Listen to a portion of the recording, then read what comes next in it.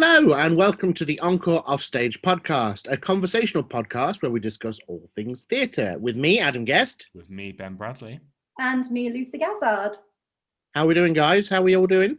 Yeah, all right. It feels like it's been a while since we've been back recording, but it's has, good to hasn't be it? back. It is good to be back. Have you all had a good bit in between? Break? That's what I was going to say. Break. Yeah, the bit in between, Adam. Wasn't Bit it? in between.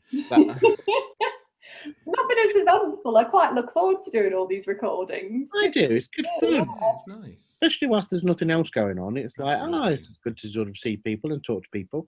Yeah. And I know we've had a few people that we've spoken to and interviewed who have said exactly the same thing. It's nice to sort of talk and see people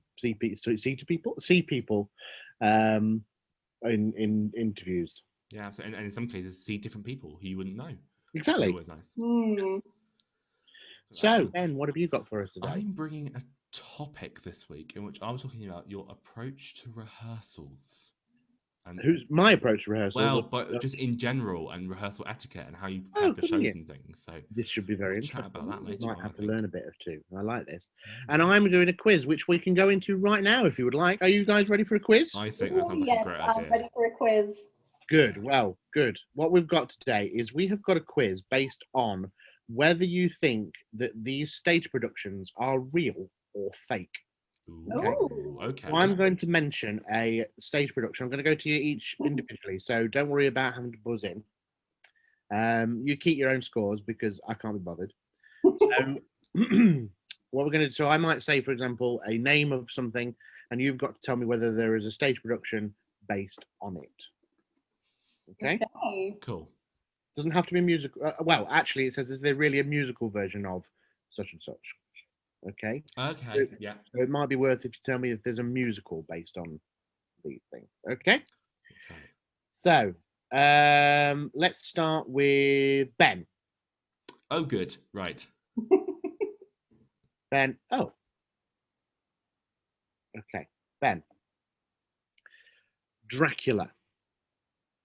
Is there a production of Dracula? A musical production of Dracula? I probably should know this. I'm going to say yes. Yes, there is. There we go. There is a musical production of Dracula done by Frank Wildhorn. Of course. Who did The Scarlet Pimpernel. I think we've talked about that, haven't we, on the past? Possibly, yeah. Rings a bell. Lucy. Yes. Tangled. Oh, I don't think there is. I know there's a Frozen musical production, but I don't think there's a Tangled one yet. You would be correct. There is no musical production of Tangled. There is on the cruise ships. There is on the cruise ships? Yeah, on Disney cruise ships, they have a Tangled musical special, just saying. Ah, well, in which case, that doesn't count. Cruise ships don't count. Your quiz is wrong, Adam. Ben. Check your quizzes. Sorry. Ben. Yes. Shush. Monty Python and the Holy Grail. Oh, so we did Spamalot. So are we thinking we did the Holy Grail? I'm going to say yes. Yes, it's Spamalot. Oh, is that just what it is? Yeah. That's the basis for the musical. That's yeah. Embarrassing. Okay. That's okay. There's a bit, isn't there, in it where they're singing "We Eat Eggs and Ham and Spamalot" in the actual film. Yeah. Lucy. Okay. Spider-Man. Is there a musical based on Spider-Man? I mean, I've never heard of one, so I'm going to say no. I know there's like a Batman one. There is actually a musical based on Spider-Man. And it did really badly, didn't it? It flopped. It's called Spider-Man Into the Dark. It was panned at Broadway because there were loads of injuries, because they used lots of acrobatics and stage wires and stuff. There's a video of a gentleman who's playing the role of Spider-Man, and he falls off an object onto the stage. And you can hear somebody screaming because it's obviously not supposed to happen. It's on YouTube somewhere. But yes, it wasn't. It didn't last very long because it was really high budget and it was really unsafe. I remember reading about it. It was an article a couple of weeks ago that resurfaced, like sort of 10 years on, looking back at it. Mm-hmm. Yeah. Ben. Yes. Carrie. Yes, there's a musical about Carrie. There is a musical about Carrie. Well done. That was quick. There you go. Well, I know because you've done it and you need to stop talking about it. Oh, thanks. So, Harsh. Okay. I think harsh but fair, Adam. Harsh but fair. Okay. Moving swiftly on. Lucy, 50 Shades of Grey. Is there a musical based on 50 Shades of Grey? I bloody hope not. You'd be wrong. There is a musical based on. Oh, 50 Shades of God. Grey. Is there? Yep. Oh God. Is it as cringy and awful as the actual book? I wouldn't know. I wouldn't know. I attempted to read it. It was so bad. It's one of the few books I couldn't finish. And I remember hearing a girl on the train saying, "It's the best piece of literature I've ever read." And I said, "Well, clearly you've only ever read magazines before, because that book was boddled." Ben, Yes. The Hunger Games. Ooh. Real or fake? I feel like there's probably been a concept musical out there that's flopped, but I'm going to be safe and say no. You'd be right to say no. There hasn't been a musical concept of The Hunger Games. You're so good at this, Ben. I'm literally, I've got no idea. I'm just making it up to go along. Trust me. Lucy, Shrek. Oh yeah, there's definitely a Shrek one, and it's Yeah, there's definitely a awesome. Shrek one. It's He's so awesome. good. He's very good. Ben, Yes. is there a musical? I don't know why I'm laughing, because this is there a musical based on the documentary Planet Earth? No. Are you sure? No, but no.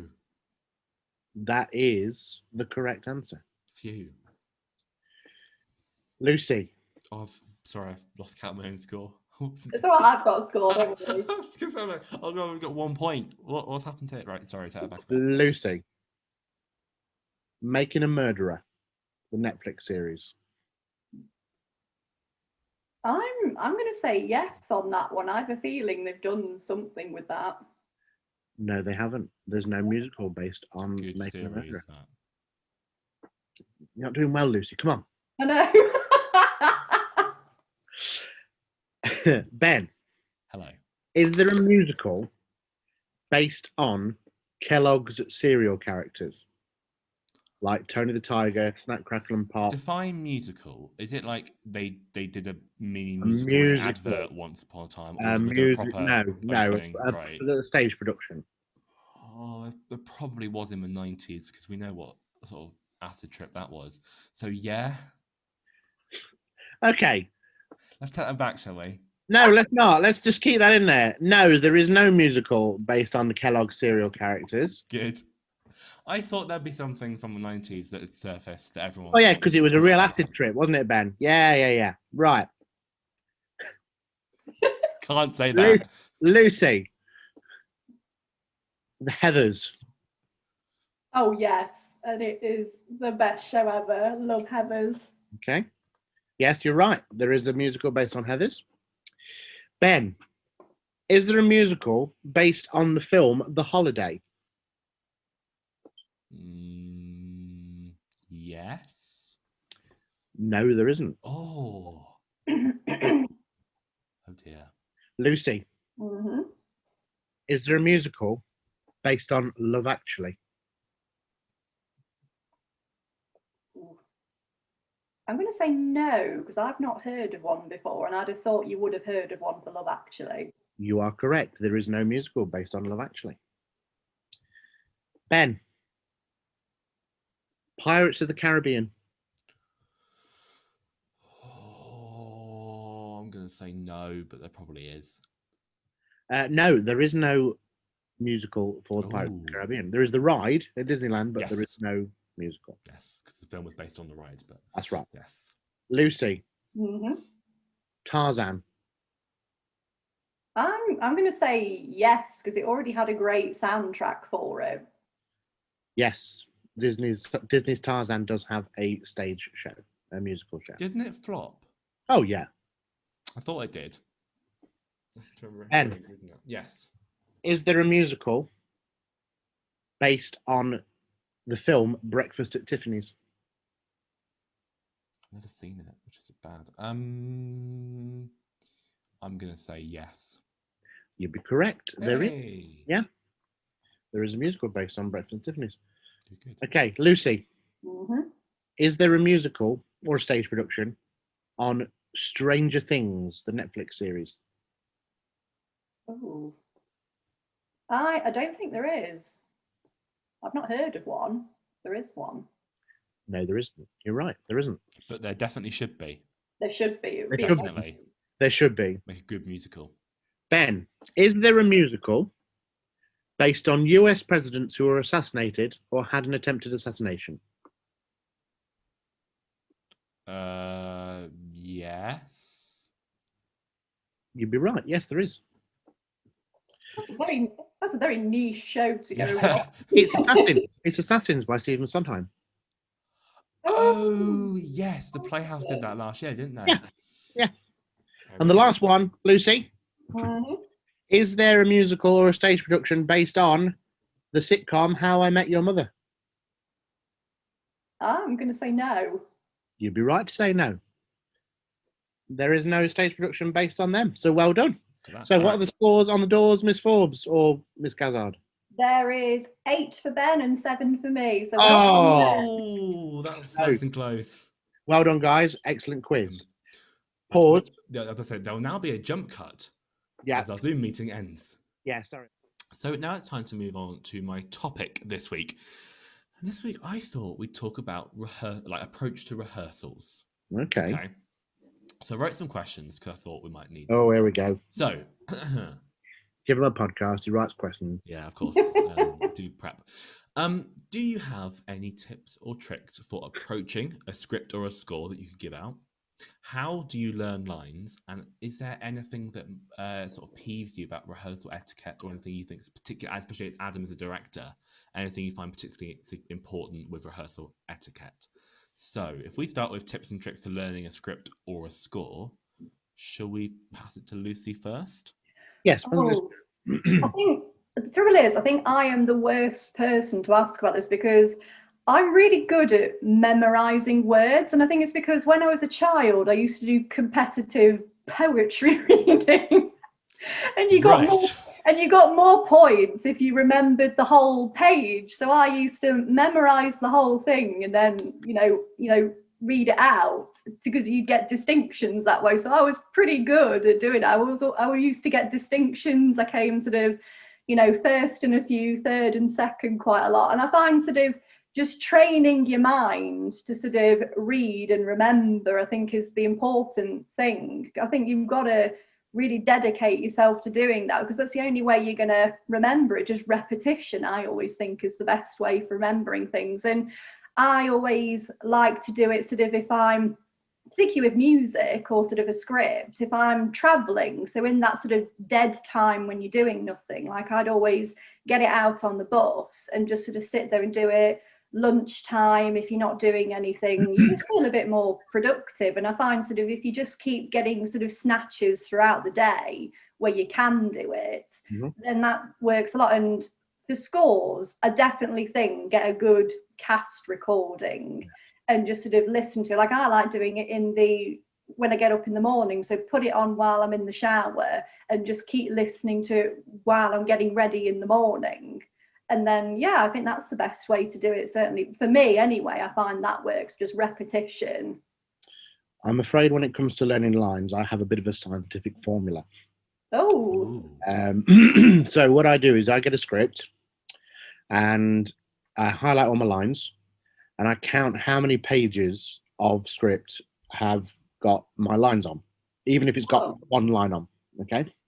And then what I do is I set myself a deadline for when I want to learn the lines by, and I divide the amount of pages by that number of days. And that gives me an average of how many pages I need to learn a day to get them by that deadline. So, for example, if you want to do Act 1, if you could say, for example, the director says I need to learn by Act 1 by this date, right? And I go, right, okay, so I've got that many pages of script I've got to do, so I've got to do three pages a day, including, like I say, the ones that just got one page on. So it doesn't mean you have to do that. I mean, if the lines are fairly easy, they should be fairly straightforward. And I have a dictaphone, and I just record my cue lines on the dictaphone. I used to have an electronic one, which had the number on, so I used to write on the script page, at the top of the script page, what the cue line number was, so that I could go straight to it if I needed to go backwards and forwards. This is a few years ago, when I was doing quite a lot of doing quite a lot of shows at the same time, and that was, I would say, one of my top tips for learning lines is like I say, repetition. Go back, just keep learning your cue lines, because whenever you're rehearsing it at home, it will be completely different the minute you get back into the room anyway. So don't worry about it. Don't everybody goes, oh, I knew this at home, and you do know it at home, but because you're in a different place with other people doesn't mean you don't know it. You just got to trust yourself and go with it and make the mistakes. I completely agree with you. I always try and learn not just my line, but the line before, so that when I know it's coming. And if it doesn't happen, I kind of think you can react a bit better because you know what should have happened. And if they miss, because if you can't remember sort of your cue before, you're not going to be able to sort of, because people do sort of fluff or forget a line. So I think you're not going to be able to react as well if you don't know what was supposed to be leading up to yours. Agreed. Yeah. Yeah, like you say, you got to learn the lines before your cue lines as well. So I would also suggest that you learn the blocking first before you learn the script, because you're going to be going, okay, so I was previously there when I learnt this line, but if you've changed the blocking, your memory is going to go, oh, hang on a minute, no, I was there, no, I was over here. So learn the blocking first, go through that with the director, and then learn the lines. And it also gives you a little bit of extra grace. You're not putting your pressure on yourself straight away.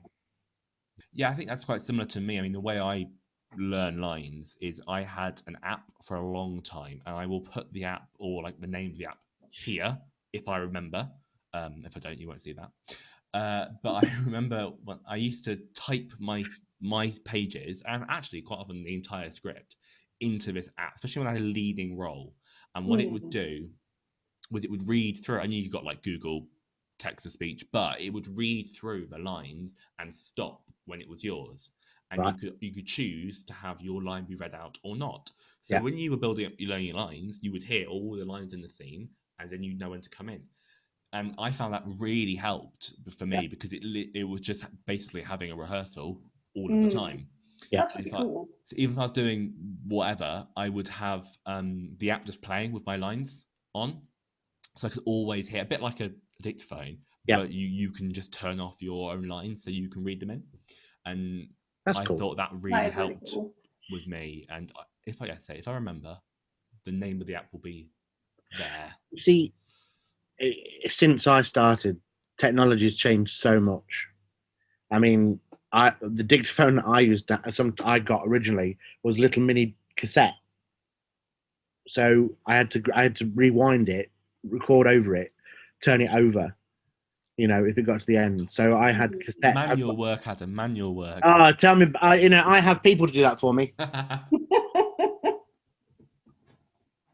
See, I never use like technology for things. I think it's just I like just sort of having the paper in front of me and then just getting rid of it. I find sort of getting other things in just sort of complicates it for me. And I think I'm just a bit too lazy to use other things. On the other side, sorry to interrupt you, Lucy, but you've mentioned that about the paper.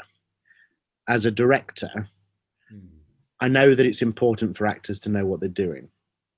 But if I say, I'm not mean. I like to think I'm not a mean director. I can't possibly comment. Thanks, Ben.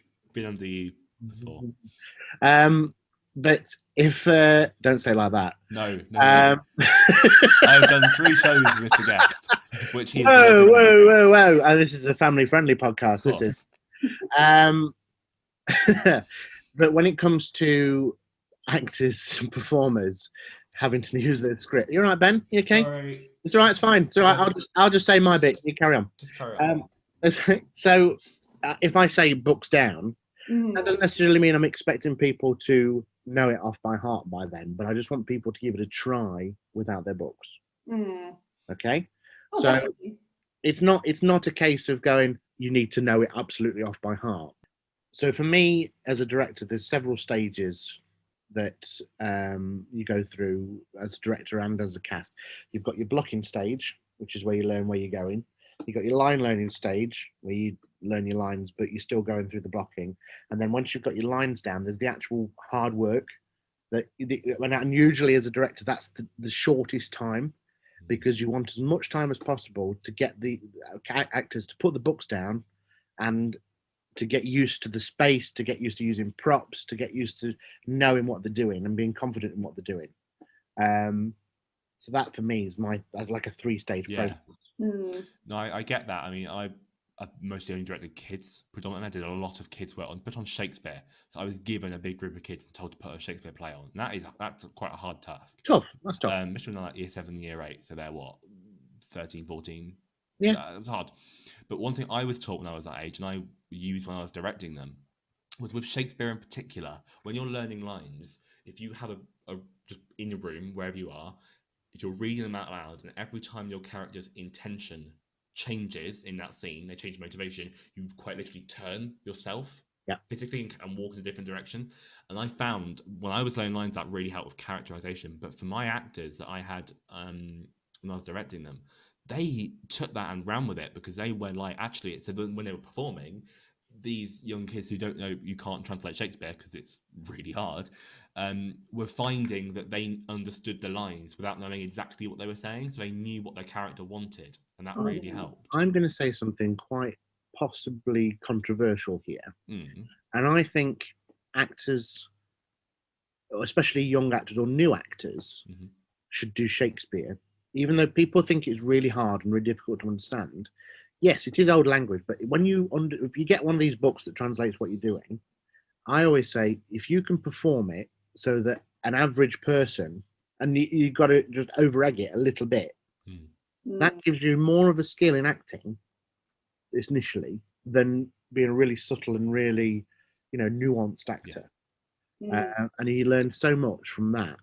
And I've only done one. I've loved to do more. I've only done one Shakespeare play myself. It was great fun. I loved it. Which one was that you did? Midsummer Night's Dream.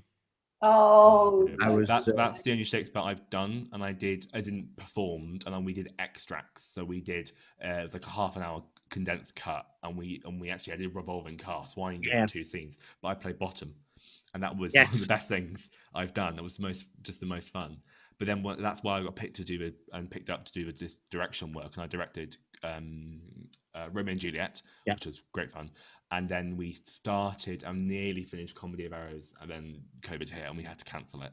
But we were really close to the end. But at 2 different places, 2 completely different casts, and both casts picked up Shakespeare really well, got what they were saying, knew what they were doing, and could give really quite convincing performances. It was brilliant to see. So in terms of rehearsals and etiquette, it's tough. Again, I don't like to be mean, but at the same, especially in amateurs, it's like you're there for fun, but at the same time, you have got a job to do. But there's that point, isn't there? The worst etiquette, I think, is being late and unprepared. Yes. For rehearsals, just those 2, I think, are big cardinal sins for rehearsals. I don't mind people being late if they've got a reason for being late. Oh yeah, if they've got like a genuine reason, but if they're just persistently late and they don't even sort of say, "Oh, sorry about it," they just sort of breeze in. That's just a bit rude. It's sort of like, because you're holding everyone else up at the end. Yeah, exactly. That's the thing for me that I found when I was directing Haunted Cabin, which was my first adult direction role. And I found, and with that in particular, that was because I was sort of infiltrating a group of friends at the point who all knew each other. So I was having to come in and go, right, basically shut up and get on with the work almost at some points. And that wasn't the nicest thing to do. I was only assistant director, so there was obviously the main director above me who was working on that. And that sort of took that role a bit more, and I was able to be the nice one, I think. Lucy, can you back me up? Because you were in that production. I hope I was the nice one in that one. But there was a bit of good cop, bad cop with that, to get some people, not naming any names, to get up and do the stuff, because it was a bit of a push. But I learned a lot on that in terms of sort of like the line of where the sort of social aspect ends and the real, we're here to do something and we have 2 months left to do it, kind of thing Yeah. that happened with that show, and I hope that I can take that forward and be the nice, smiley director that I'd like to be. Sometimes you can't be though, Ben. No. Sometimes you have to be that guy. I think maybe because I'm so much younger. Yeah. I was like, I don't want to. I'm not saying you at that have point. to be. No. I'm not saying you have to be all the time, but there are occasions when you have to go, look, guys, and again, there's ways and means of doing it because people react in different ways, and people learn things in different ways, and people learn things at different speeds. So it's no point going to everybody, right? You all need to pull your socks up, but at the same time, you don't want to go to somebody individually and go, can you pull your finger out your backside because we need to get it on, on the road. And it's finding that balance. Etiquette wise, things that I hate are people that I hate lazy actors. People that turn up because they've been offered a role and they think it's a shoe-in and they don't think they've got anything to do. I will much rather work with somebody who's willing to give it 110% in the tiniest role, because then I can see their potential for something else. Yeah. If somebody is lazy and doesn't want to work hard at getting it right or take on board, even if it's a case of they don't want to discuss what it's a case of, yeah, okay, fine. It's like, what do you think about it? It's not just me telling you what you need to do. I need to know what you think because you've got to be comfortable with it. I think you need to be infused by it as well, don't you? I think especially exactly. I found with a performer and working with you, Adam, it was really much a case of if I ask you the questions about what I can do better, I'll get the answers and I can improve what I'm doing. Yeah.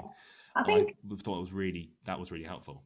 I think as well, adding on to what you've just said, Ben, being able to actually take constructive criticism, because you're never gonna learn otherwise. Like I'd rather somebody was just very honest and told me what I needed to do something better than just, and you can't ignore it either, because if it was a very blunt, if it's a very honest truth, it's kind of like you've got to acknowledge that. Exactly.